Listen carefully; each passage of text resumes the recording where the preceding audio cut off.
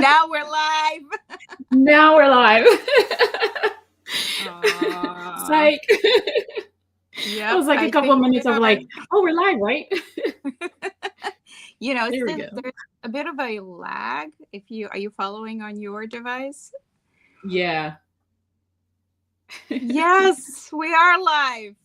It's just like good. a bit of a lag, and I'm like, what's going on? Yay. The lag has caught up. Woohoo! Yes. We are live. Oh, hello, hi, everyone. Amy. Oh, Galen's here too. Oh, hi. Hi, Galen. Hello. I've heard that you're sick, so I hope you get well soon. Hope you feel better.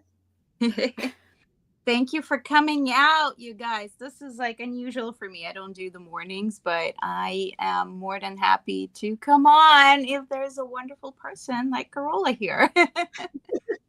Oh, thank you. And if someone by any chance does not know you, you are from Carola on YouTube and on Instagram, and you do a lot of wonderful lives just talking and showing your art. And we met very briefly. I think we were like one of 5 people or 6 people on like a chat with Alexandra. Yeah. And so you kind of intrigued me, and I was like, I have to have her back. And so here we are. I have to find out more. I have to find out more. And then I found out that you also do watercolors and inks, and you are into fountain pens, just like myself. Yeah. So that's fun. Yeah, we have things in common that's like very niche, but also I think there's enough of us in the community that it makes it really fun to hang out together virtually or in person and just geek out. Yeah, that's true. So my first question to you is what came first for you, fountain pens or watercolors? Good question. I would say fountain pens. Because I got my first couple of fountain pens in 2012, and it was for writing though. Like it wasn't for drawing or anything like super artsy. But I used it for journaling. And then in 2020, or like 2019, I sort of fell down the rabbit hole of fountain pens and fountain pen inks and started collecting them, right? As we do. Which is basically like buying as many ink bottles as I could and really immersing myself into fountain pens and what it is about fountain pens that people enjoy, and that makes our writing experience that much more enjoyable. And then I think watercolor paint kind of came a little bit later, probably in 2021 or 22. And that was basically another tool for me to explore floral art.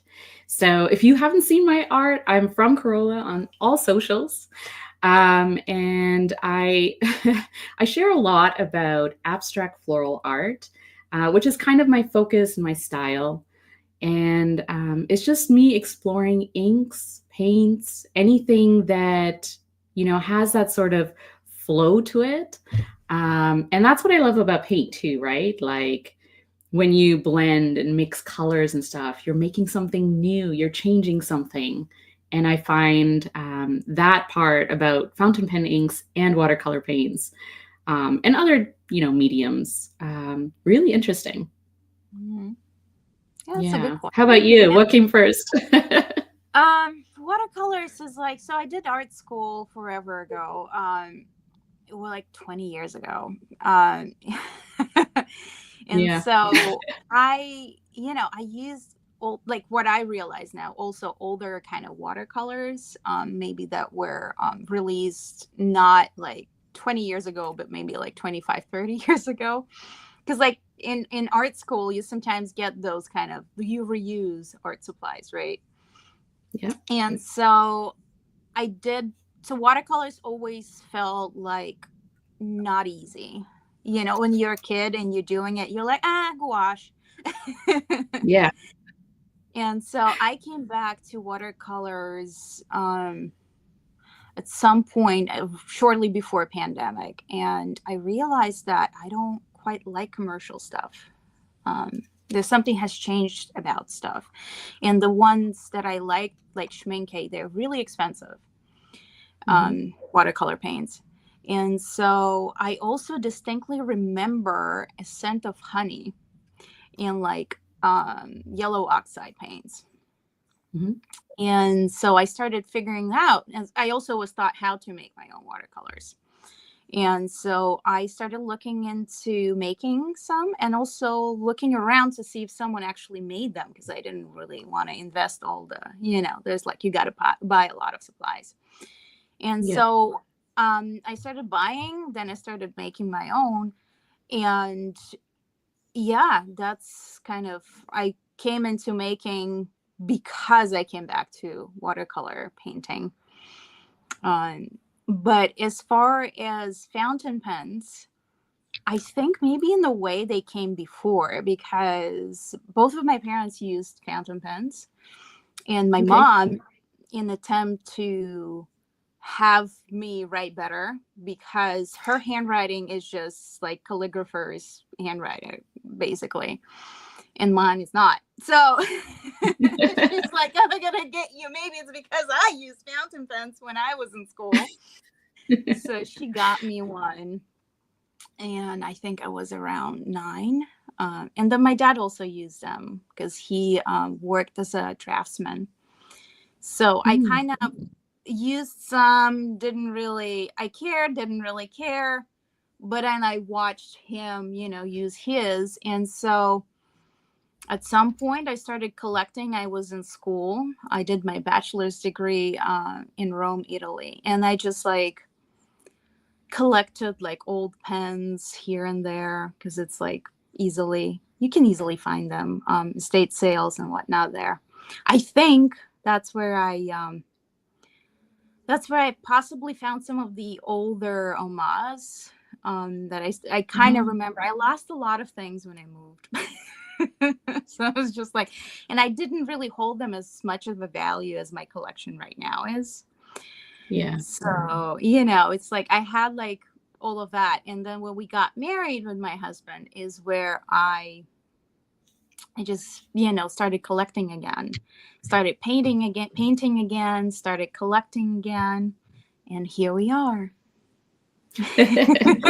Here we are.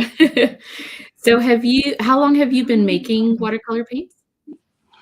I have been making them for about 5 years, and I've been Wow. selling them for 3 years, I think. It takes like a while Wow. to perfect it, and there's a standard formulation when it comes to watercolor binder. Mhm. And some people just release it straight away. I'm cautious. I need things to work before I can release. I need to tweak them. So it took me about a year and a half, I think, until I started, had that confidence. And it's also something, it's not cheap to make watercolors. So it's Right. technically helps you when you sell, it helps you to buy more pigments and try more stuff. So yeah. And so there we go. Galen here, Yeah, in pens before. yeah. Okay. I agree with Galen in terms of seeing watercoloring as more as a hobby, like more into it as a hobby. Mhm. Yeah, the Yeah, I fountain pen hobby. think I think watercolors is an interesting world. I don't know if you've seen that, but in my head, watercolors and fountain pens belong together. But I feel like not that often people think of them together, if that makes sense, right? Yeah, And for sure. I feel the same way. Like, I think that often people sort of categorize like fountain pen and the fountain pen hobby as like writing, journaling, as a means of like getting your thoughts on paper, kind of. And I always like find it surprising when people kind of look at it like, oh, I can actually use my inks for painting. Like I can use my inks for ink play or other things, because I think we're sort of like, we expect, if you're into fountain pens and you're into fountain pen inks, those two go together.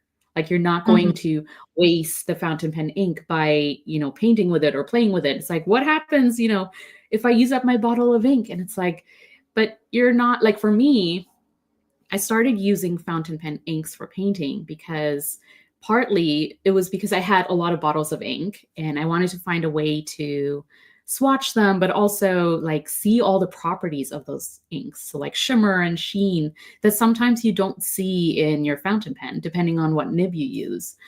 And so I started painting with it as more of a way of like seeing more of that ink on paper. And I think people are sort of like, I would never go through a bottle of ink just by inking up a pen within like an X amount of time. Like it's going to take me a long time to get through all of my ink bottles if I'm just inking up my pens, right? So that's why I don't see it as a waste to paint with inks, because I don't think I would ever use my ink bottles like, like aside from, just inking up my fountain pens. So yeah. And we have Galen. Yeah. Um, so Galen says that she's enjoying inks and just exploring and swatching and stuff like that. And I was just thinking about it because when you were talking about inks, I was kind of thinking about my own experience with watercolors compared to inks. And I mean, there is a very basic difference between watercolors and inks, which is one is mostly dye based and the Mhm. other one is pigmented. But I was Mhm. also thinking about, weirdly, there are colors and, some color categories that I prefer in inks that I don't really care about in watercolors, and vice versa. Mm, Like browns. interesting. I love brown Yeah. inks. I don't really Yes. care about brown watercolor for some reason. It's Yeah, just, that's true. yeah, it's A just and it interesting. also works the other way around too, right? Like, I'm not gonna use really bright colors in my fountain pen, because if I'm writing with it, I'm just like, I just need it to be legible and I can sort of, easily read something. I don't need something bright staring back at me, but I love bright inks to paint with, right? Hmm. So, yeah, it definitely works both ways. All right. Oh, so here we go. We got more understanding people. They understand what we're going through here. And so another thing, there's going to be a question typed to one of the comments, but before we go there, hi, William. And yes, so there's a very good kind of comment, and I think it's like a sad thing in both watercolors and fountain pen communities, right? Just because we see prices go up as collectors. You definitely have seen stuff go up in Yeah. price. I have too, which is sad. And it's the same in watercolors. So, one of the biggest pigment producers just sent out an email the other day that all their pigments going to be 20% upped in price, Wow. which is already expensive to make, paints. And it's just like, oh. Yeah, you're, like, trying to justify it, and Yeah, it is what it is. But, I think that's just life in general. I don't really see things go down in price much, but they tend to go up. yeah, yeah. Yeah. Also, question tied to this wonderful comment of Galen's. She's enjoying inks. Oh, sorry. Previous one. There you go. That's how you know I'm still learning. Um, yep. That's a good question. So there are special effects fountain paintings can offer use in art that watercolors don't and can't. Correct. Chroma shading, shimmer. Well, there are shimmering watercolors too. Mhm. So it's depends on who you talk to. I don't. see shimmering watercolors to be extremely usable in traditional watercolor painting. I think they're slightly more geared towards kind of mix of calligraphy and watercolor painting. But they're great usable stuff, like, you know, your like golds and your silvers for like some little accents here and there. I do think that inks are probably a little bit nowadays more shimmer kind of active. There's like a lot of like interest in shimmer and inks that I've noticed compared to like 10 years ago, if that makes sense. Mm. At least to me. I don't know how you feel about it, but it's just fun to have that. And I see that definitely a little bit more in inks than I see in watercolors, but it might be my personal preference, which I would possibly paint with shimmer inks and not watercolors. So it's like very, very personal.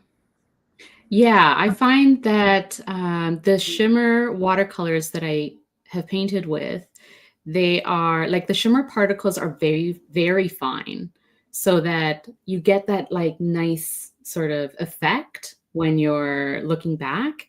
But with shimmer inks, the particles seem to be a little bit bigger Right. and more pronounced.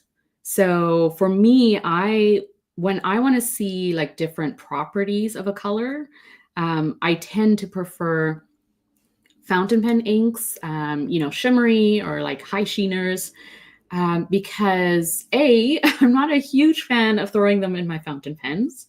Mm-hmm. And so the alternative for me is to paint with them and still enjoy them.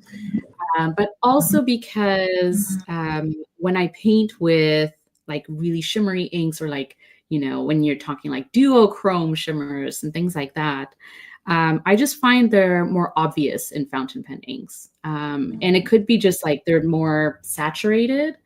And yeah, that's kind of my take on it. I think they're more saturated. So either the particles are bigger or they're like just more concentrated. And to that point, that's how I feel too. Like I would paint with ink that is shimmering. Hey, look at that. I forgot I could do it. There was another one where you did like fireworks or something. Oh, at some point. This one. There you go. Oh, we got fireworks. Yeah. So that's shimmer for you right there. I'd paint with it. As in fountain pen inks. When it comes to watercolors, I've noticed that I have to be picky, because I don't know how many people know you can have very cheap paintbrushes, but you can also have very expensive natural bristle paintbrushes that are going to be as much as like a good, fountain pen, like pretty expensive, that can go like hundreds. Yeah.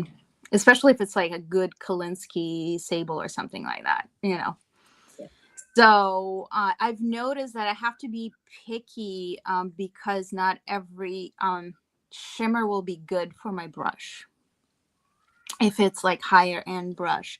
So just, cheaper brushes, particles smaller, as you also said.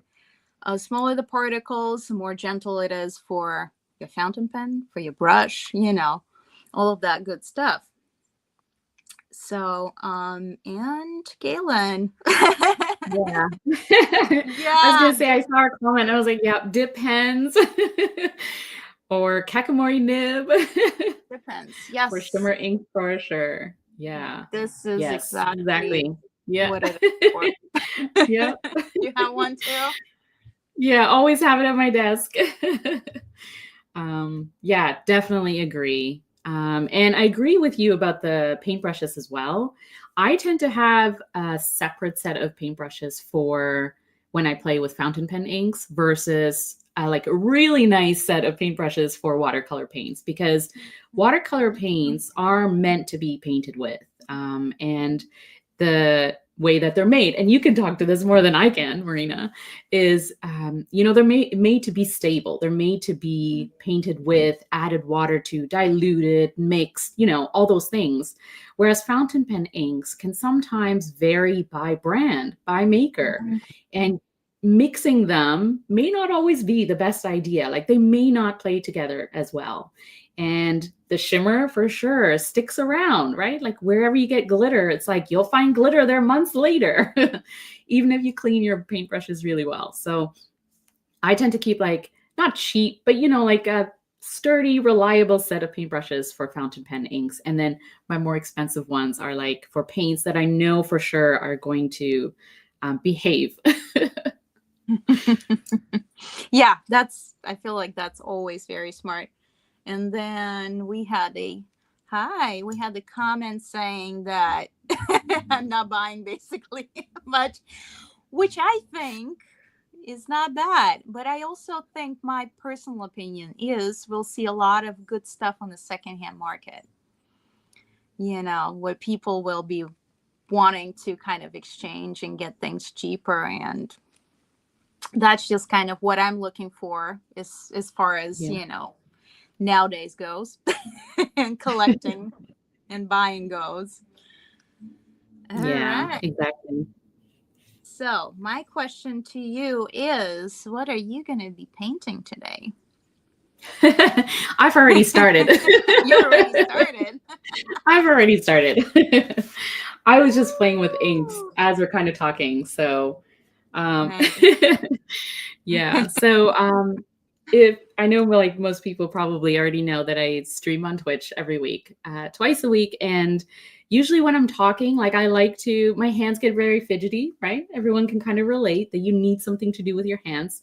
Otherwise, I'm just like this the whole time because my hands need to be busy. And so, what I tend to do is I paint or I draw or something while I'm talking. And for me, it's kind of a great way of focusing my mind and my hands on things. So, my mind is kind of focused on conversation, what we're talking about, and just kind of like putting my thoughts together. Whereas my hands are busy painting or drawing or doing something creative.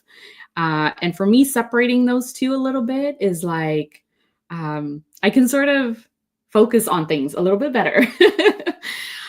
So yeah, and I think that's like for me, painting or playing with fountain pen inks or watercolor paints is like a soothing, relaxing activity. I don't put a lot of pressure on myself while I'm doing it. So, and that's my style. And that's what I try to encourage people to do as well is like, I don't focus too much on what it's going to look like in the end. I focus more on the process and letting my hand just kind of like do something, do its thing. And I find that by doing that, like when we're talking or when we're having a conversation and my hands are kind of painting or drawing, I like the end result. Like it always kind of turns out better if I'm not thinking too hard about it. So I don't know if you find that, but like, yeah, just kind of disconnecting that, like focusing too hard on what I'm actually doing helps in like, I guess sort of disconnects that like it has to look a certain way or having that perfectionist mode on. Mhm. Yeah, no, I've done that. I think in lectures I've had that the moments when I was studying when it was kind of I feel like focusing on the speaker visually was like not helping me as much as far as taking in the knowledge was than when I was just like doing something. And that way, I'm listening to their voice and I'm focusing on this creative task at hand or taking notes, stuff like that, and doodling in the margins Yeah. there. And just like zooming out of the crowd you're sitting in, you're taking notes and an auditorium and you just have those people and they kind of take away that attention. But by just doodling and taking notes, you kind of focus on what's important in that moment. So yeah, no, totally. I can Yeah, relate to like it's like your mind is sort of absorbing the words and processing while your hand is it. busy doing something else. And I think marrying the creative and also like logical, where you're trying to understand what you're listening to, but also bringing in your creative side of your mind in. I think that, like, for some people, me included, it sort of helps, like, just to keep me grounded, to keep me relaxed so that I'm taking in what I can, and not like over focusing on things too much. So I will have, before we talk about art a little bit more, I'll have a bit of a question as far as you and fountain pens and you sketching with fountain pens go. Do you have a preferred nib and maybe preferred fountain pen Mhm. and maybe several that you could talk about? I don't know if you do any doodling like plain air. I use different, uh, you know, fountain pens for purposes of doing it at home versus outside. And my other question is, I know people have like preferences for like specific nibs doing it. um I would say Fude probably nib is the one that is wildly known. Yeah. I personally don't use it. Okay. You know, and I was wondering if you have a nib that maybe is not that popular, but you would use it more often than something that we usually Hmm. associate with art. Yeah, I definitely use a Fude nib. um, I think for me, for like sketching and stuff like that, I go with it's less about the nib, and I think it's more about the pen. So what I mean by that is, especially if I'm leaving the house to do sketching. So if we're talking Right. about like urban sketching type of situation, Mm-hmm. and I'm drawing something in nature, and I kind of want to enjoy the moment, capture what I'm looking at, and just get it down on paper. I usually bring like so like a platinum preppy. I have the Muji version of it, and I have like one is inked up with black ink, one is inked up with blue ink. Um, and then I also have like a preppy with black ink. But I feel like those are kind of my go-to fountain pens because I don't really write with them. They're like, I write with more, expensive or nicer pens, if that's what we want to call it. Mm. And then I keep these more reliable pens for like taking out of the house and drawing with them and stuff. And I'd say the same about Twisby too. Mm-hmm. I have a few Twisby Ecos, and because they hold so much ink, I fill them up and grab them and go. So that's kind of my approach to drawing with fountain pen inks. Yeah, and I feel like people don't understand how cool preppies are as far as sketching goes. You can also sketch in reverse, which I was like, what? This cheap of a pen? But you can. Yeah, yeah, It's very good. and It's like for all kinds of line variations, and if you lose it, so be it. yeah, Combine one. it's it's fine. There's a great artist in Vancouver, and I think his handle's the Sneaky Artist on Instagram. And he uses a Lamy, and he's very good at. He sort of does situational drawings, and so he'll sketch people in, a coffee shop or something like that.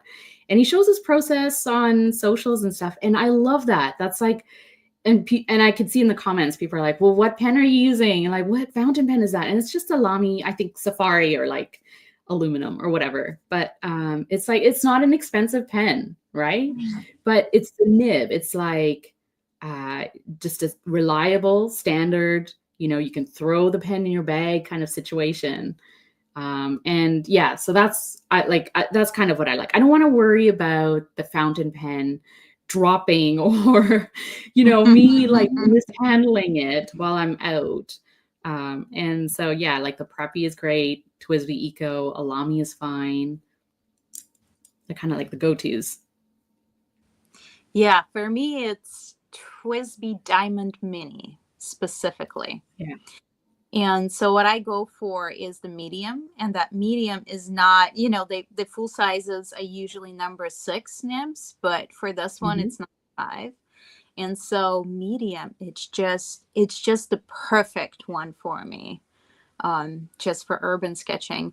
Again, workhorse, it's cheaper than their full size version of diamond. And it's just, I think I have about 3 of them, and they're just all around the place. I've had them for years. Yeah. Yeah. So that's for me is kind of, that's the one I'm gonna take with me. At home, I have, yeah, more expensive, beautiful stuff. Oh my God. So one of my last ones, the purchases that I had is like the Oh, stipula, and that's the celluloid of theirs, amber, I think they call it. I love this thing. This is so nice, but yeah. I'm not gonna take it out. It's also I'm not gonna, take it with me and be like sketching. Looks beautiful. And some people might do it, but it's just like it's too precious. It has to stay in. Yeah. Yeah, exactly. And you might use like I don't know about you, but I have pens at home that I'll safely use at home, and then pens that I'll take out of the house for like drawing or using. Yeah. Yes. So, you know what else I did not mention? I think I started drawing with Kavekos before I discovered Twisby. And I'll tell you Mhm. what, I love them. I think they're fun. But for me, for a long session, mm-mm. I Yeah. find them a little bit. It's also the same with Lamy for me for some reason. I like Lamys. Long sessions are hard. I think it's just, that grip they have. It's very Yeah. specific. It's gonna either work for Yeah. you or not. So Yeah. that's Yeah. there too. Yeah, And same. And the Kaweco, I definitely agree with that as well, is that they're portable, right? And they mhm. are reliable as well. But like you said, when you're holding on to it for an extended period of time, it's kind of like, it has to feel comfortable too. And sometimes it's not. Yeah, I'm keeping up with the comments too. Like I'm so glad it's helpful. Yeah. There's another thing talking about helpful. We had like a small little chat before we went on air, and it was very interesting and helpful for me to hear. A lot of people might not know, but the style of art that you do is very intuitive, and it's freeing in its own way. And it's something that Galen mentioned before, that when she started doing watercoloring, she just found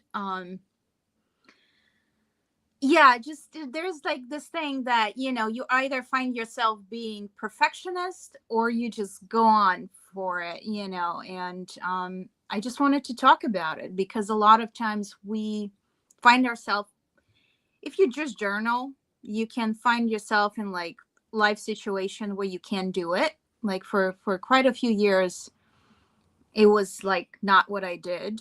I started journaling pretty early. I was taught do it by my mom, who used to journal herself. And then I was just like bored with myself. I was like, I'm not going to describe my day. Well, I also was a teenager. So I got bored with myself. And then I picked it up later in life again. And I realized why don't I talk about my emotions? And same goes with sketching. I have so many sketchbooks, Mhm. and I've noticed that I am not the person who will sketch daily, nor will I journal daily.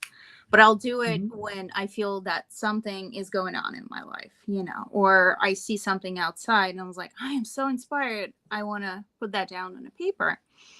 Yeah. But what you and I talked about is also um, that intuitive part to your personal art that is tied to your emotion, and you overcoming your grief with your mom passing, and how it kind of helps you heal. If I might ask you Yeah. to repeat yourself a little bit. Yeah. No, for sure. Yeah, you hit the nail on the head pretty much. It is intuitive art. And I love Galen's comment. I just want to shout it out because she says, when I Sure. started watercoloring, I had to tell myself, this is for fun and to relax. You're not allowed to be a perfectionist here or harshly critical of the result. That is like the perfect comment.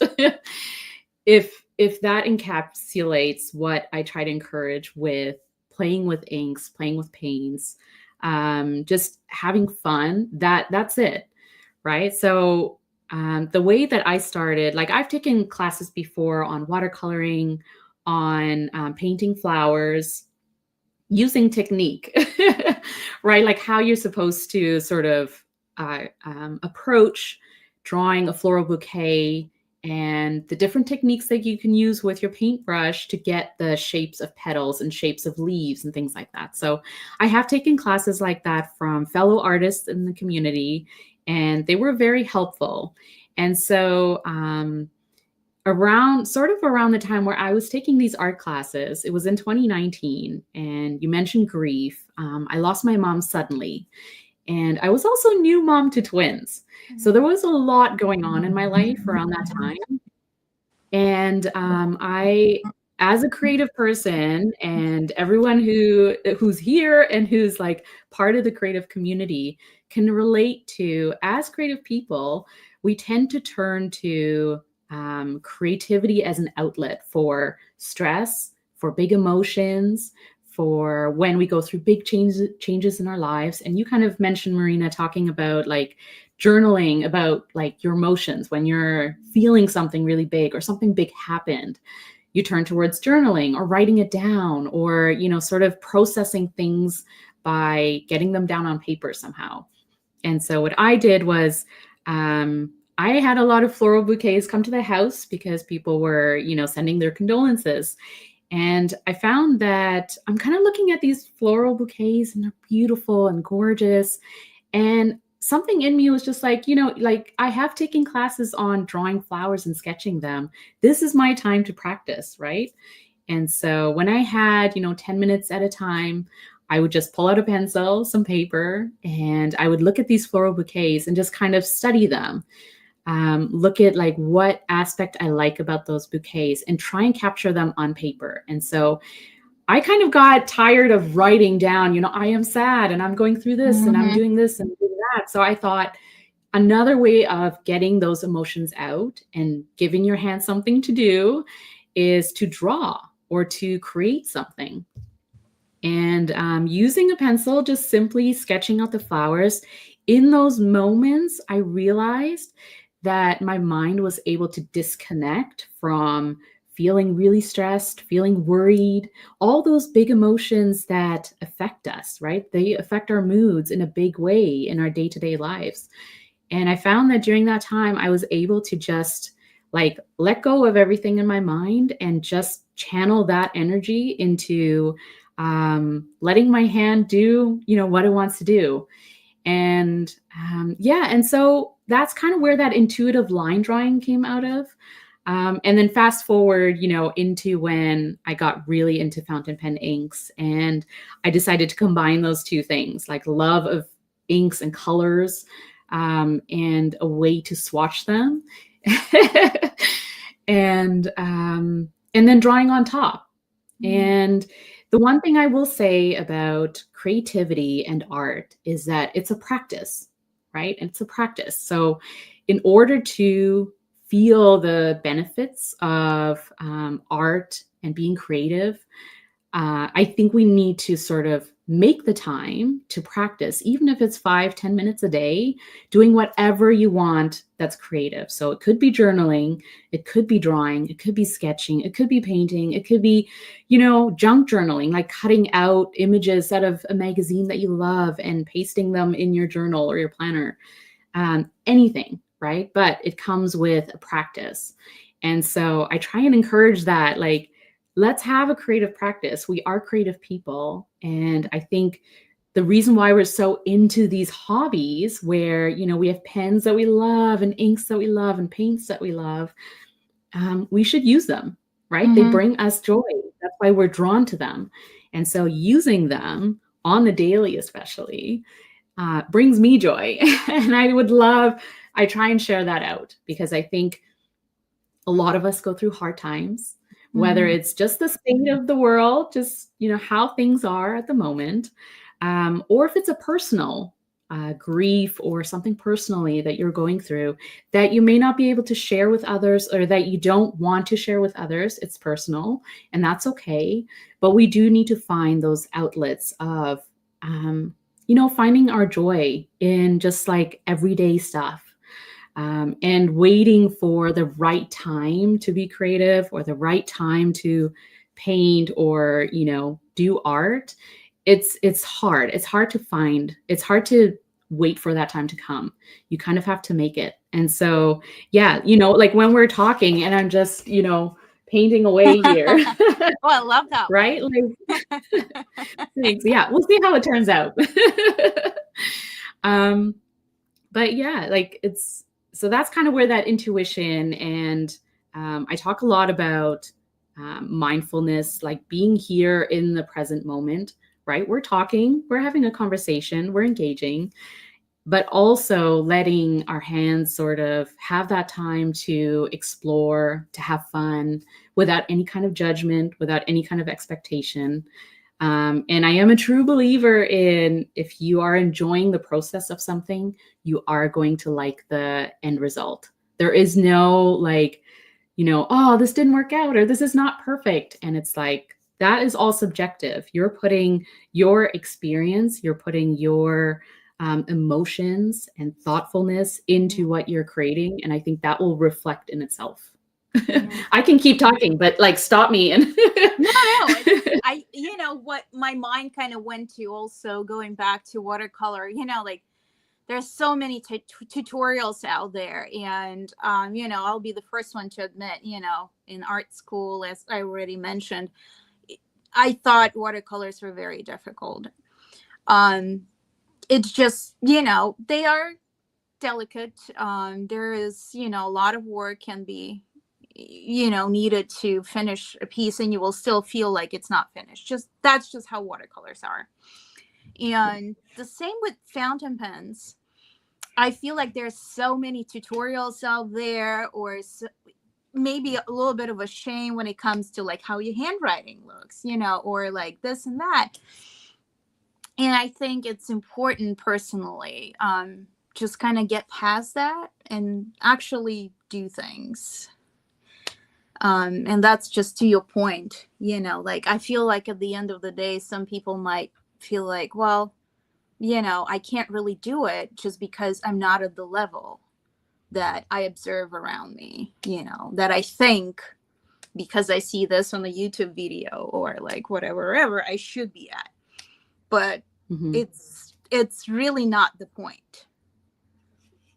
Yeah, exactly. And I think that's partly why I love doing live streams of me doing art because I want to take away that assumption that there are certain people who are natural at something or that are born artists or like, oh well, you're really good at this because you naturally have that skill. And I want to take away that assumption because that's not true.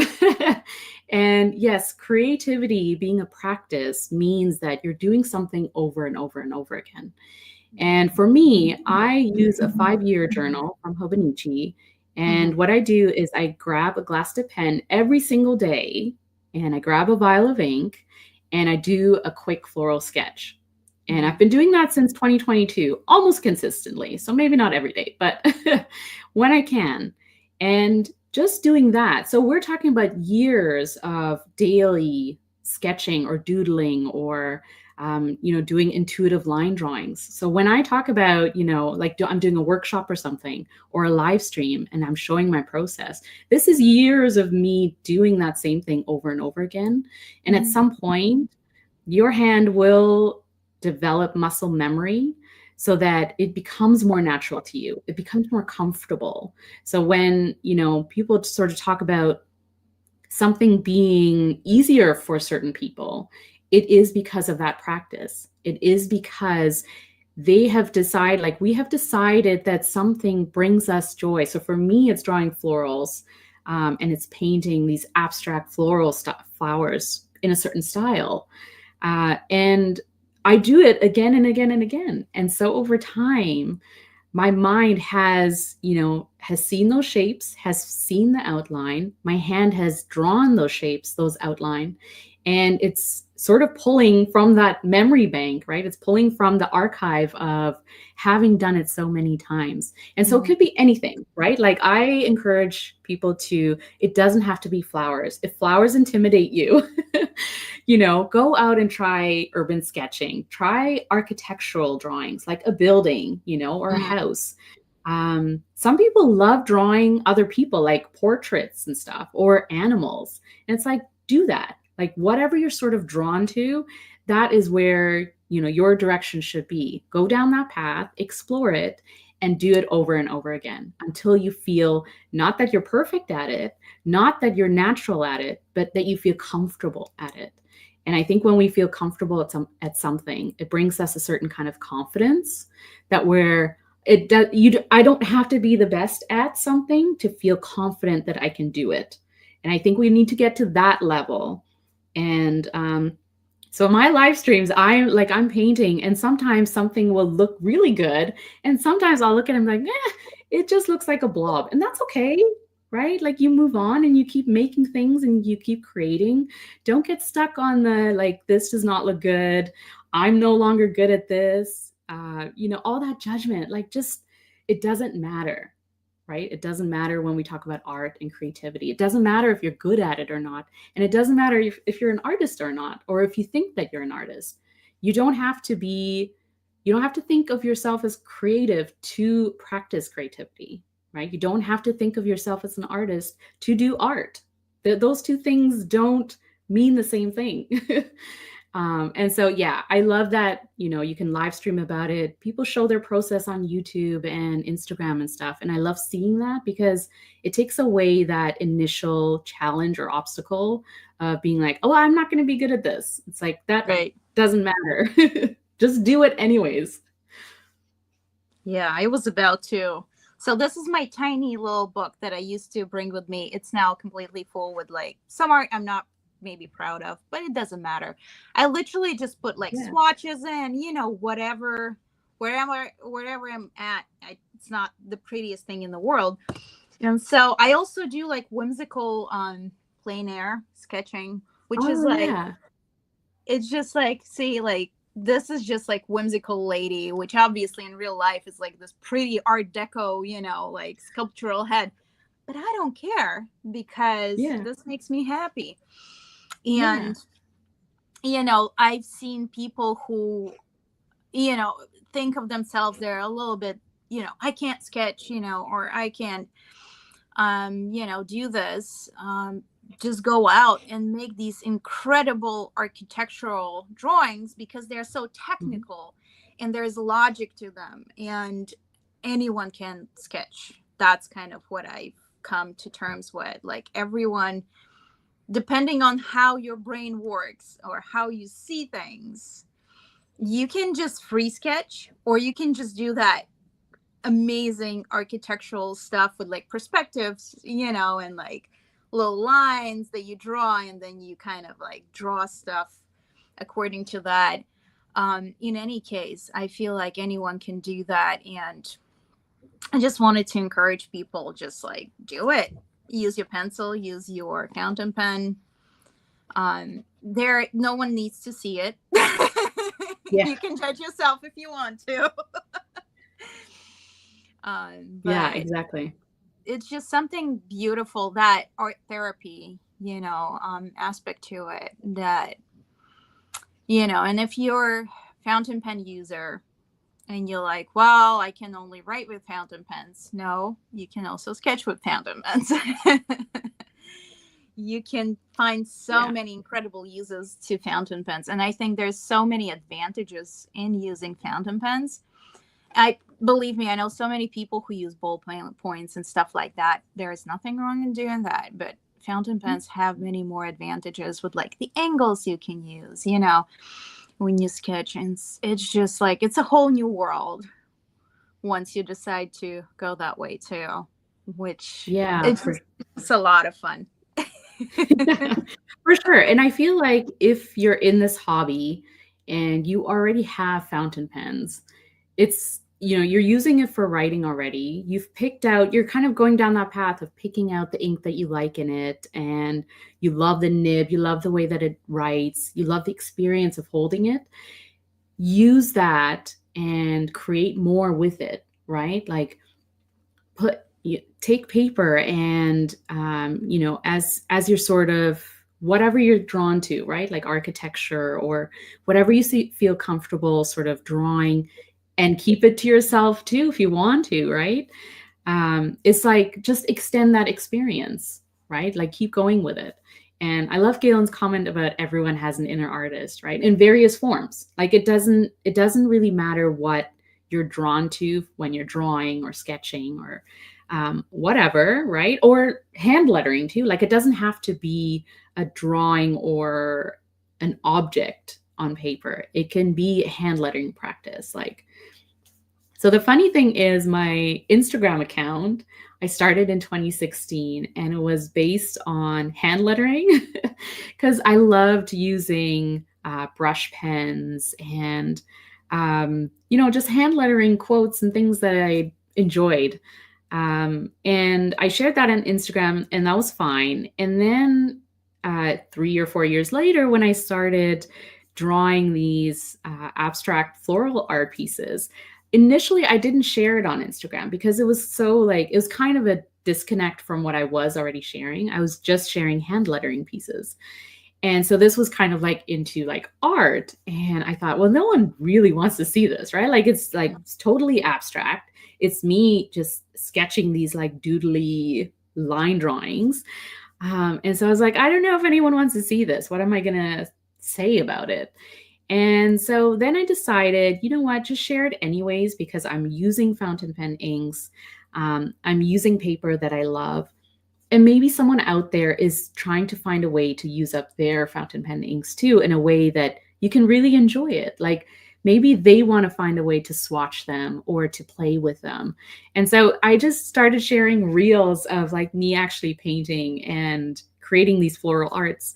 And all of a sudden I had these messages coming back of people being like, whoa, like, how did you do that? Right? It looks like you did it in seconds, And I thought, well, okay, like maybe there's, something here. And so that's when I started sharing like how I was doing it and encouraging other people to do it, because it's not hard when you play with fountain pen inks. Like it's not a hard thing to do, right? And we're kind of talking about like the obstacles around using watercolor paints or doing any kind of painting really is we're kind of like, oh, like I need all these supplies. I need to take them all out. I need to clean my brushes afterwards. And there's so many steps. And do I really need that? Like, do I have the time for it? Right.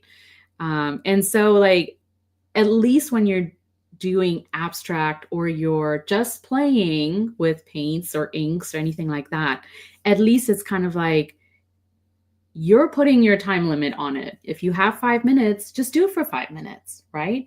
And set up everything on your desk beforehand if you want to. And that kind of takes away from the, I don't have time for this. I only have 5 minutes. Can I do it? It's like, yes, you can. Yeah, I used to. So one of the art classes I took in college, when I got back to sketching and stuff like that, I at that point had zero anything basically to sketch with. But what I had, I just got in a sketchbook. I think it was Leuchtturm or something like that, one of those. And just pencil and eraser. And you just go around town. That was the fun, I think, urban sketching class that I've taken with this amazing man who just would tell you once a week all about a Roman monument, or something like that. We would just like gather around for like 2 hours. He'd tell us about the monument, and then you just go around and take your angle, pick your angle, and sketch whatever, freehand, whatever, your style is. People came from like different backgrounds, different skill levels, and you would just like go at it. And that was not expensive. That was just that. And then I just went from there. I still do that. I just have, pencil and paper with me, and I see something and I do 5 minutes. I take a picture with my phone, and then if I feel like it, I come back home in the evening or whatever, and I just color that thing, or trace it with my fountain pen, and then do watercolor or ink on it, whatever inspires you. Or you can just come back the next day and have like your little set. I have my little handy watercolor thing that I carry with me. It's like super tiny.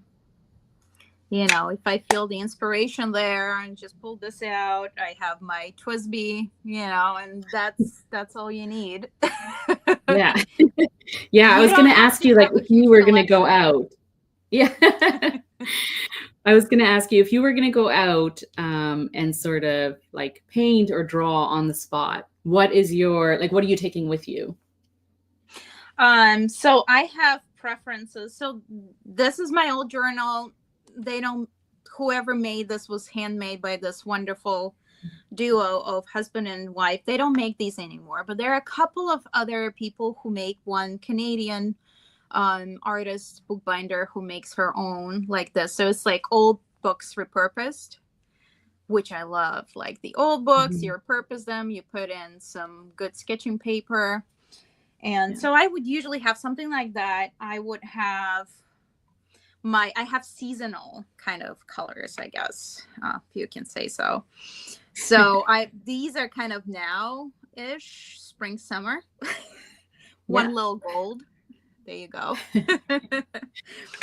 And then I have like the fall and winter version of this. And then, I have a fancy pen, but this is not a Twisby. This is my Centini. Centini, the Mhm. one I bought some time ago, I think last year. This is an architect with reverse broad, which Ah, nice. they advertised for artists, which is Wow. very interesting. Yeah, it's a fun Yeah. one. So I have some sort of pen with me. I do not use the no hate towards like the little brushes. How do you call them? Like the brushes that already have the water in them. Oh, like a Uh, water brush? yeah, I Yeah. don't. I've tried. Not my thing. I just literally carry regular brushes with me that you just unscrew, Yeah. extend. And then I have very small little thing of water, and that's enough for me. So I just carry it in my purse, literally. So it's tight, it doesn't spill. You can refill it. I kind of go that Yeah. way. But again, you don't know until you try. So just go out there. Stuff can be cheap, stuff can be extremely expensive. I say my personal preference, and maybe bias, because I make stuff. I'd rather have a few good palettes that I find usable. Again, watercolors will last you a very long time if they're in the pans, just Yeah. because, by making them, I know how much pigment goes in there. If they're made properly, you have layers and layers and layers. So it's not a bad investment from that point of view. So it's going to last you. Like this little thing lasted me for years, like 3 years, I think, Yeah. so far. And I see bottoms on a few of them. So it's not bad. Just figure out what you like, read reviews, buy like 3, 4 awesome palettes that you like. They're gonna last you for a long time. Same with fountain pens. Like that's how I approach collecting fountain pens. I don't know about you, but um, I just some I try. So some brands I'm like, I love this. I'm not gonna collect this brand, but I will have this one or two pens Mhm. from this brand that I will enjoy. And then some brands, there are my stuff, like my niche love. And I know Galen has that too for stipula pens. I have this weird niche love, and it's like very personal. Maybe because I lived in Italy, you Mm. know, whatever reason, I love those pens. So those I'm probably going to collect a little more. Yeah. So what about what's your life logic in collecting and painting and supplies? Yeah, I'm the same way, I think, in terms of like fancy or more expensive pens, is I don't really need too many of them to enjoy them. So I have, one or two of a certain brand, and I have a Leonardo that I am in love with. It's the Kintsugi with the Yeah. gold leaf. And I don't have any other Leonardos, and I feel like I'm good with this. Like, this is perfect, right? And so I don't really feel the need to have another one unless, there's some sort of um, emotion attached to it or it's special in some way. But then on the other hand, I feel like, yeah, some brands I have more than one. Um, Sometimes because of the nib. So if I'm going to have more than one of a brand, it's going to have different nibs. And I feel like that about Esterbrook Estes because I love the shape. I love the writing experience I have with them. But each one has its own nib. Like, I have different grinds on them, and I have, and so for me, that's a way of enjoying each pen differently if I'm going to have multiples of it. And I am a big nib person. Like, for me, I enjoy different styles of writing. Mm. And I enjoy exploring different nibs as well. So um, I used to be an extra fine and fine person. So all of my stock nibs were either extra fine or fine. And then as I got more confident in writing with fountain pens, and I acquired a lot more inks with different kinds of properties, I realized that with broader nibs, I could see a lot more of those properties. And Mhm. I enjoy that. And so that's kind of what shifted me towards, like, now I love broads and, stubs as well. And then any kind of custom nib grind that's a variation of that. So if I can see different line variations, if I can see the ink properties, I am happy. So that's kind of my approach to, like, do I need more fountain pens? It's based on nib. It's based on, what kind of, like, is there some sort of emotional or sentiment attached to that? And then, like, how can I use it? And that's kind of, yeah, I think that's how I acquire them now. Now that I have like a foundation of different pens that I'm happy with. I'm not like going out and just buying a bunch of pens anymore. Yeah, no, it's to that point also there was a wonderful comment about, yes, Yeah. you don't have to buy expensive stuff. Or you can, especially if it's secondhand and you can get them for really good prices. I think my personal thing is I do enjoy gold nibs a lot, Mhm. and I do buy a lot of them secondhand. So there, if there is like a brand you've seen around, you've tested it, someone else has the pen, and you really like it, secondhand could be a good way to go. So, and like I've gotten stuff to that point under $100, that Yeah. were like great pens with gold nibs and whatnot. So it doesn't have to be expensive. Another thing I had wondered about is what is your personal go-to when it comes to sketching inks? Like what brand? What's your preference? Sketching inks, I like pigmented Waterproof. inks. Yeah. Um, Waterproof, yeah. So, yeah. So for when I do, so I'm kind of like at the end of my painting session. But Oh, for so nice. so for drawing flowers on top of fountain pen ink that I've painted with, my usual go-to is the Kakimori black pigment ink, Mm. and my trusty Kakimori nib. So these are perfect for me when I'm drawing on top of flowers. Um, when I'm like my Muji Platinum Preppy pens, the inks that I have, one of them has Platinum Chokuro, which Mhm. is touted as the blackest of all blacks. And it really is. Like the hype is real with that ink. I know it's expensive.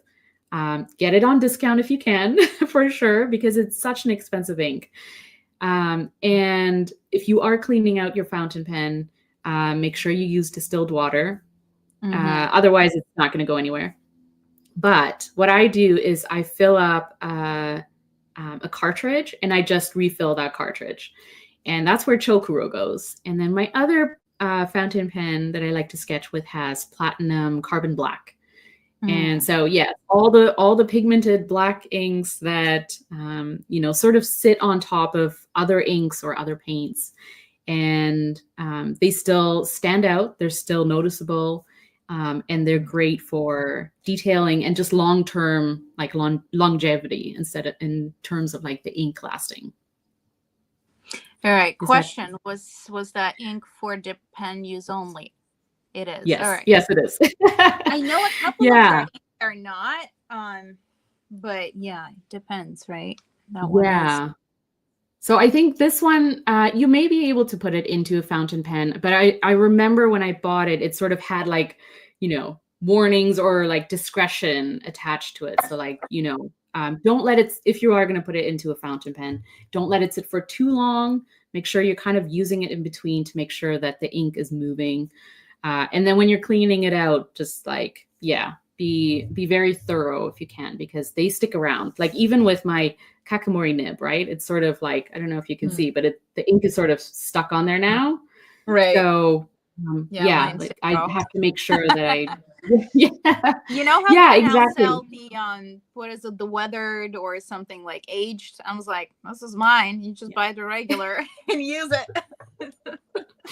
Yeah, so make sure you clean it, wipe it, and sometimes it's like it's part of it now. That's how my Yeah. my nib looks. Yeah, no, I remember. So I used to have one of the Kakimori inks that was, I think, Yoseka Stationery Special. And they kind of, it was the same thing. They're like, yes, it's for fountain pens, but you have to be extra careful. But I think that's Yeah. the case with any pigmented ink that Yeah. is for quote unquote fountain pens. Also, oak gall based ones. There are a few, I think. KYZ makes a lot of those. So, and they're fountain pen friendly, but you still have to be kind of cautious and treat them as, a little bit extra. Yeah, for sure. So My I age don't think nib. these pigment I don't think these pigment inks are like don't put them into fountain pens, but for sure it's like just be aware if you are using them. They are not like calligraphy inks. So Mhm. my only sort of like please don't do this is putting calligraphy inks into fountain pens. But other than Been that, like there. Yep. right, like those two will not mix. But pigment inks or even like iron gall inks, like just be aware, make sure you clean it out properly and use your pen. Like don't let it sit for too long. And you'll be good. And then Yeah. yes, the Marina Age nib. It's part of the look now. It's fine. Yeah, no, it kind of cracked me up when they came up with that third nib, which is like the aged brass. I'm like, you just have to use your stuff for like a few months and then it's gonna get there. Yeah, exactly. It's its own type of patina. Yep, yep. I mean, oh goodness. So may we see what have you made so far and your logic behind your wonderful flowers. They're so pretty. Oh wow. Yeah. So the inks that I used, there's four of them that I used. Wearingeul White Rabbits, Mm. Robert Oster, and the Pen Addict. Fire on Fire on Fire. It's like this orange shimmer ink, really beautiful. Ferris Wheel Press Edwards Gardens, which is that really nice teal shade Yeah, with shimmer love that's that. like beautiful, right? Like so beautiful to paint with. I love painting with shimmer inks for that reason. And then Wearingeul Mad Hatter is this sort of really nice green shade. Yeah, Mm. so there's an orange, there's the White Rabbit, sort of like a light muted pink. I Yeah, and bet then it's just trying not to that great find for writing, is it? exactly, right? Like that White Rabbit is pretty muted. When you kind of swatch it, it's like you get like a blob of it and it looks fine.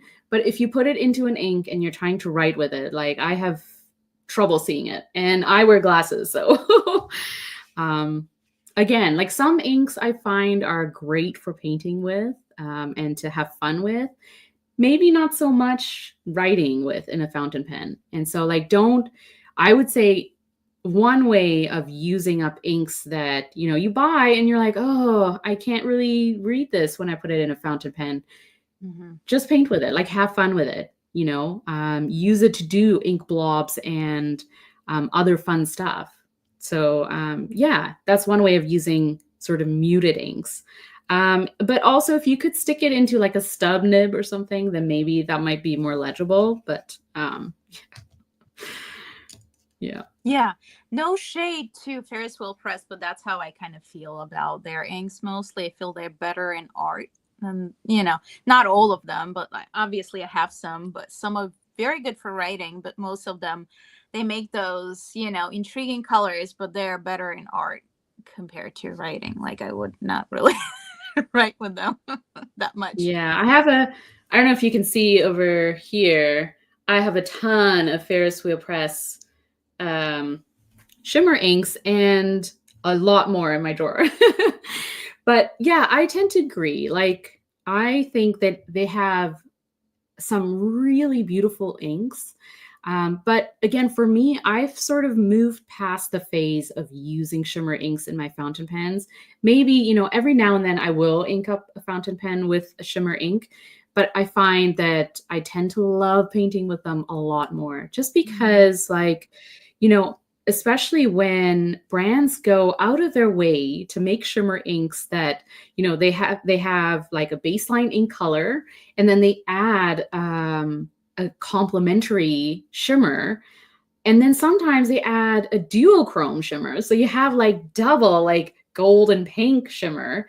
And it's like I appreciate it more when I paint with it because I can see Mhm. it. I can, it's like so obvious to me when I put it in, a large area versus when I'm writing with a fountain pen ink and I may not see all those properties in one spot, right? So unless I'm doing sort of a long writing session and you're kind of seeing those shimmers or those, properties come out, um, if you're just writing like in your planner, just like a sentence here or there, it's hard to see that. And so for me, I agree. Ferris wheel press, even Wearingeul shimmer inks, I don't tend to put into my fountain pens, but I love them for painting because they are really nice inks. Yeah, and then I feel like Lennon Toolbar, good point. I Yeah. love their atmospheric inks though. Those are waterproof Mhm. and those are great. Some of them will though stain your barrel of your pen. So if you like those demonstrators, maybe not. Yeah. But I've had great results with the waterproofings that Lennon Toolbar makes. I can't speak to the regular ones because I don't really use them. But Ferris wheel press presentation, beautiful. But yeah, I usually shy away from them for writing. Yeah, yeah, I agree about Lennon Toolbar. Some of those inks that I've gotten are very light. They are, muted or softer. And it's like if you're using a fine or medium nib, sometimes you might not see it as, as clearly as a darker shade. And so for me, that's kind of, it's not I don't it's not like a deal breaker for me, but I kind of tend to stay away from those muted shades, those softer shades. And if I do have them, like, yes, definitely use it for painting or for exploring generally. Aw. Well, thank you for joining us. Thanks for joining. Yay. All right. We're going to chat for a few more, but if there's anything you guys want to ask away. Otherwise, we're just going to chat. So it's your 15-minute warning to ask some questions. I was going to Also, say some of those. Yeah, if no, people go. are confused, I have coffee in one cup, and then this is my tea. So I kind of take turns here. You're double fisting. It's okay. I Tea, It's a coffee. morning for us. Oh, I already had two cups of coffee, so yeah, definitely. It's kind of funny because I got some ink samples from Galen, and one of them was Lennon Toolbar bubble tea. I think, right? And yeah, it's like such a pretty ink, but also I initially started to use it with like painting and I thought, whoa, this is a nice ink to paint with. So we'll see. It's kind of a softer color. So I don't know what it will look like in a fountain pen, but as long as it's Well, not the watercolor look. it has happened. It has happened before, yes. Yeah. I'm not gonna elaborate, but sometimes that happens, yes. Yeah. Yeah, Yeah. so I've heard of that one a lot, but so this is my kind of process. I don't know about you, but I should exchange more samples. I feel like I don't do that enough. I'm specifically, as far as inks go, I specifically collect Mont Blanc a lot. It's just one of those weird things with me. Again, going back to my time in Italy and those older pens, it was like, I was told by some old collector, like he was like in his 80s, that's what he would use for all of his pens, Mont Blanc. I was like, oh, okay, that makes sense. And I just kind of stuck with it for quite a few. And then Aurora, I have a couple of Auroras, which is like, your foolproof kind of ink, boring maybe, but foolproof ink for whatever pen you want to use. So I'm collecting Mont Blanc. They don't sell any samples. Hey. But so I don't really buy a lot of samples in those. So that's one of my weird pet peeves, I guess. And what I do just generally with all the inks, I look at reviews, like your YouTube, and everyone, like the way people do their reviews, everyone's kind of ink sample looks different depending on their light and stuff like that.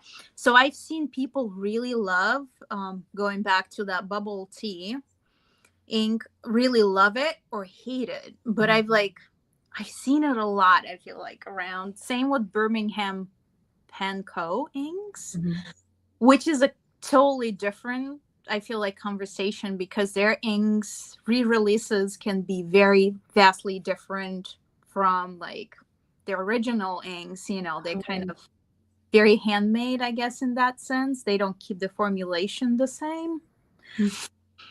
So that's how I roll. I just look at all the reviews and I buy inks instead of like, don't do it like I do, but get the samples if you can. Yeah, I feel like when I first started really being into inks, I quickly realized that you could spend a lot of money on bottles of ink. And I didn't want to commit to buying a bunch of ink bottles if I didn't love the ink, right? And so initially I went on a shopping spree of samples. Like I was like, okay, I'm going to try different brands, Diamine, Sailor, just all the different ones that I'm drawn to, where I like the colors, and figure out if I like the brand. So like some inks could be a little bit dry, some inks could be a little bit wet. Shimmer inks, depending on the brand, can look different. And so I just bought a bunch of samples, and I've now gotten to a point years later where I know what I like. Hi, Bart. Oh, hello. I've gotten to a point where I know what kind of shades I like, whether it's for painting or for putting into my fountain pens. And so I've gotten my sample collection down to probably a handful. And every now and then I do these swaps with, friends based on the inks that they have, just to kind of keep tabs on like what's out there. If I were to add more ink bottles to my collection, what would I add? And yeah, so I kind of like keeping my samples down to a minimum, like something that I can sort of like I can paint with them. And if I do end up really liking them, then I'll go and buy the bottle. But for me, it's more about like having ink bottles that I love. And then every now and then I'll have a few samples that I play with.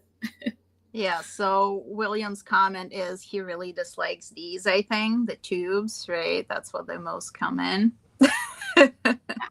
Yeah. I mean, yeah, I think they're just standard. They're like medical-ish, right, or something like that. So it's like, yeah, I agree. I prefer glass, but I Yeah. think the good thing about these things, you can kind of squeeze things out, I guess, a little bit easier. I don't know. But the opening is not great. Like a lot of your fountain pens are not going to fit in there, just how it is. Yeah. Too small. Yeah. So I agree on Yeah. one. Yeah, or you have to get like a stabilizer or some sort of holder to put them in, right? But yeah, I agree. I think Yoseka was doing or is doing probably still. Um, their ink samples come in like little ink vial bottles, so like this. Yes. And so like Better. yeah, I kind of like that. Again, they're I don't know. For me, I like handling inks in glass bottles too. So Same. and when I get a new ink bottle, what I usually do is I put some into a small vial and then I number them. And then I have like a directory of all of my inks in vials.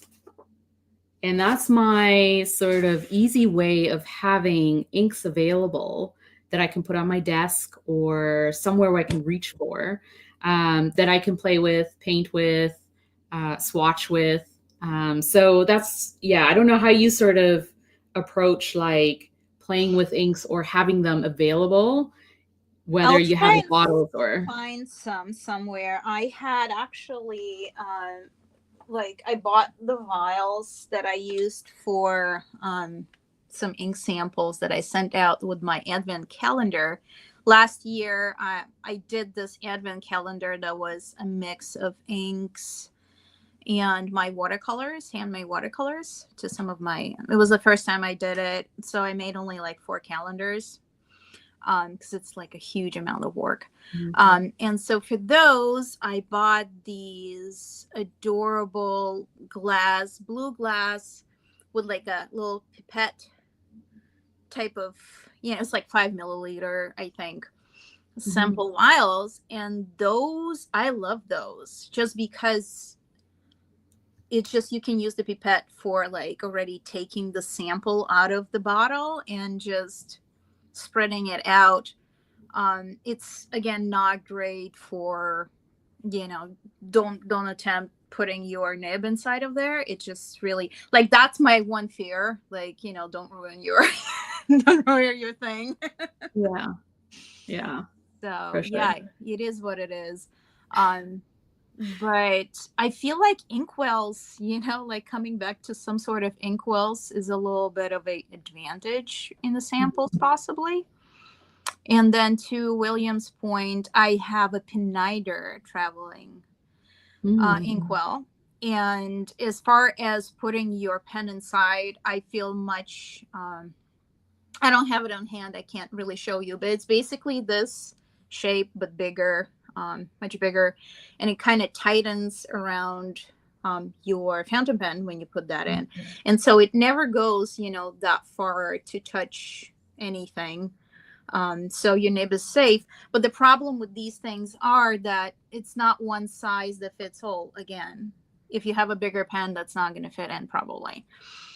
So yeah, I don't know. It's so personal, and again, if you probably if you have like international converter, in converter you can fit it in and whatever, but and I would rather do that than go in with a nib, again, safety. Yeah. But yeah, I don't really see kind of an ideal solution, you know, to that. I don't think we have that at the moment. Yep. Yeah, it is, but it's not perfect. And I think it's only those two that make those traveling solutions for inks. So Yeah. I don't know. Do you? I also know some people feel kind of ways interesting when it comes to traveling with a piston filler opposed to, cartridge fountain pen. Do you feel either way when you travel? Is there like something you're not going to take with you, or you take it empty and then you're going to fill it Mm, up? I have traveled with converter and piston fountain pens. Um, and I haven't had an issue. So I like the like Opus 88 or the Pilot Custom 823, where you can sort like you unscrew the back of it to let that ink flow through to the feed. And if you screw it in, it sort of cuts it off so that you don't have constant ink flow. And so I kind of like using those types of pens where you can sort of control how much ink is, passing through to the nib. And then again, like the best tip is always have your nibs up. Yeah, I love that. Hi, Hi, Wendy. Wendy Sue. Yeah, I feel like that is, who is it? Claire Coco would always say that. Yeah. Yeah. Like always, and have it like with you, right? So I have a Rickshaw Sinclair that I put my fountain pens in. And I basically have that in my carry-on, but then when I sit down, like I take that out and I put it into the little pocket in front of me. So I know my fountain pens are up. There is like no leakage situation of it moving around. So Hi, hi, Karina. Karina. Karina and Hi. Bart are both here. I'm going to see both of them in San Francisco. So, Oh, yeah. Yes, SF, let's go. woohoo! Yeah, no, Yeah, it's like, and right. that's, I feel like that's what I'm thinking about San Francisco and traveling, and that's why I'm asking you all of these questions about pens and how do you handle that? Because you've traveled a lot more than I have to pen shows, and this is going to be Yeah. my first one. Yay. And I'm so excited for you. Yeah. Yay. Yes, and I know some people who travel with a lot of fountain pens. Like they will take a collection with them. And so I'm very picky about what pens I take with me when I travel because I don't need my whole collection to come with me. Um, Unless someone has, requested that they want to see a certain pen, I'll just take the minimum that I think that I will A, use, and B, kind of do show and tell. So like, people who have never tried a certain type of nib or who have never tried, a certain type of pen or something like that. I'll take those with me, but I'll be very careful with them. So always all those tips. And usually I don't travel with vintage pens just because I know I would be heartbroken if anything happened. Sure. Um, and they're also kind of finicky, right? So Hmm. you never really Um, know. yeah, I would say the crescent filler types. Ooh. And I have my favorites that I would take with me, but always emptied. Yeah. One of those things. It's just like I have my extremely favorite Minerva, which is from 1930s. Minerva was an Omas sub brand. Mm. One of my favorite fountain pens ever. I will say confidently, to me, and I have had Omas from the 90s. I've tried the ones from right now. They're wonderful. But the 1930s nib, that thing is amazing. And I love it. But again, it's one of those lever filler types that I'm like, "Ugh, I gotta risk it." Yeah. Yeah. Galen, my vintage pens always lose their ink when I travel. Yeah. It's the gushing feeds. Yeah, and it's like there's no way to control that. So, and then the other thing I will say is I have never, when I travel with fountain pens, I've never written with them on the plane. So please don't do that because that is just taking the biggest risk, right? It's just like, let's play with this. I And have, then you'll but just, have you? yeah, not I'm just lever like, I don't want to take that risk of like having an ink blob just on everything on the plane. And it's just kind of funny. Yeah, no, it's absolutely. Oh goodness. Karina, I'm calling you out. Me too. I just journaled too. And oh no, I did it with the piston fill. So I lived on the edge. So I was, I was traveling from New York just now. And it was like a sad occasion we went there for. And I was just like, I felt the need. I needed to journal on the way back about it. So I was just like, I had this guy and I had my Mont Blanc Bohème with me. And so Mont Blanc Bohème is a cartridge thing. So that one I was not afraid to fly with. But this guy, it's just so beautiful. It's one of my recent acquisitions. So I didn't think about it, right? And thankfully nothing happened, but don't do it. You are all living on the edge. Living on the edge. Yes. Rebels. I know. Oh goodness. Same. Yep. We are lucky to have you. Yes. Thank you for joining. Yeah. And I'm like sitting next to a pile of a lot of watercolors if people are interested in my crazy collection of many, many weird watercolors that I have. These are all watercolors. And then I have a friend of mine makes watercolors too. So this is by me. I make these porcelain and clay pans, and then she would like pour her stuff in here. And my favorite solution for watercolors that she came up with is just literally putting stuff in shells and on pebbles.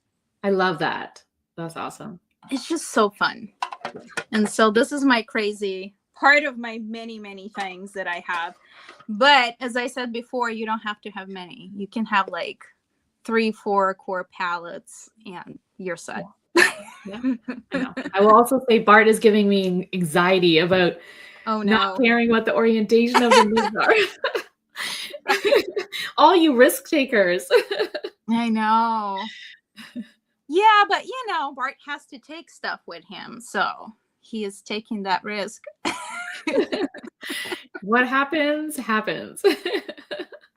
Yeah. All right, guys, you have any more questions? We're about to bid the farewell for today, but if you still have anything, let us know. We're here for 5 more minutes, maybe. Unless Carola is so tired of me, she's ready to go. No, I can keep chatting.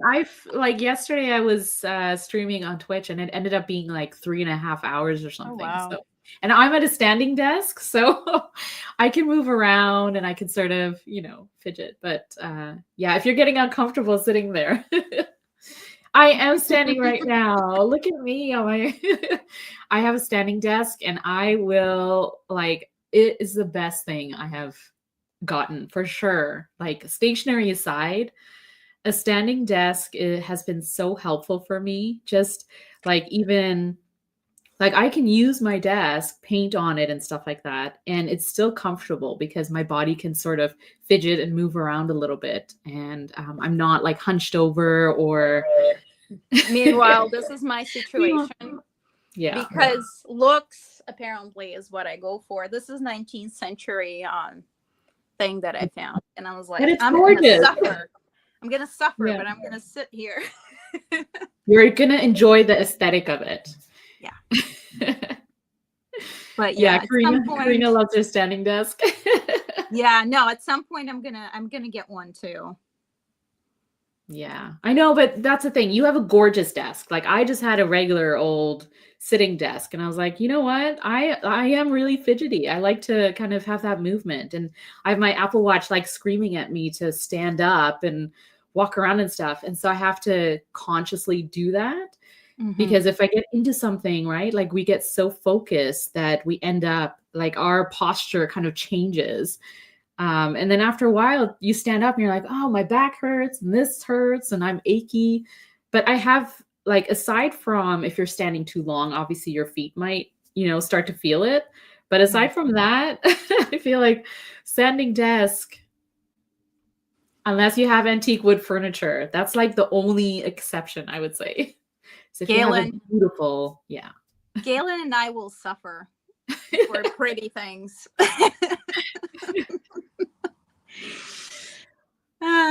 Yeah, it's just what it is. I mean, like, yeah, no, it's true. And I also like I used to work a lot from the office back in the day, and I just remember the days that you just sit and sit and sit. And yeah, I feel like that has changed a lot. I feel like during pandemic, yes, you were working from home, a lot of people were, but you were kind of a little bit more free to walk around Mhm. in the way, which is a life changer for some people because you don't, have to be strictly sitting at all times. So yeah, Yeah. no. Yeah, that's Yeah. where our conversation is at this point. Tables. All right, friends. Thank you so much for doing this. And, Carola hopefully will come on again at some point. Thank you. Yeah, I'd love that. Yeah. Right. Really good conversation, and thanks to everyone who joined or anyone who's watching the replay. Yeah, let us know if you have any follow-up questions or anything about watercolor or painting or being creative, having fun with inks and paints and art. Yeah, you can find us on socials too, right? Yeah. So yeah. Yeah, we're here. I'm hoping to do a little bit more. I got requests from people who do watercolors to do a little bit more watercolor um talking, because like if you guys know, I'm part of the desk chatter. And so we talk art, but we mostly talk fountain pens. And so here on my personal page, I'm trying to kind of tie both a little bit more and branch out to watercolors as well. But I think my personal mission is um, just to help people understand that you can do both fountain pens and watercolors, because for me it comes naturally, and I think it's been around for a very long time, but I feel like people are still wondering how they can, you know, tie both together, and if they can. And a lot of times fountain pens are like writing only, but it's not. So that's Yeah, exactly. And if you are into, I feel like that it's a like there is a bridge that between stationery, painting, watercolor stuff, more maybe like technical tools, and what we do with fountain pens and fountain pen inks is, if you are into watercolor paints, there's a natural transition to using those techniques and ways of using watercolor paints and applying them to fountain pen inks. And it's vice versa as well. So if you're really into fountain pen inks and you have a ton, or you have a ton of samples, and you just want to find a way of using them without like knowing that you're not going to be able to ink them all of your pens all the time, you can then start to try and paint with them and try and have fun with them in a more an artsy creative way, right? So there's that, like, it doesn't always have to be just for writing or just for painting or just for this. I think there's like a natural sort of progression that you can take with inks, with paints, with pens, and everything in between. Yep. And on that note, thank you guys. And stay tuned for the next one. Bye, everyone. Goodbye.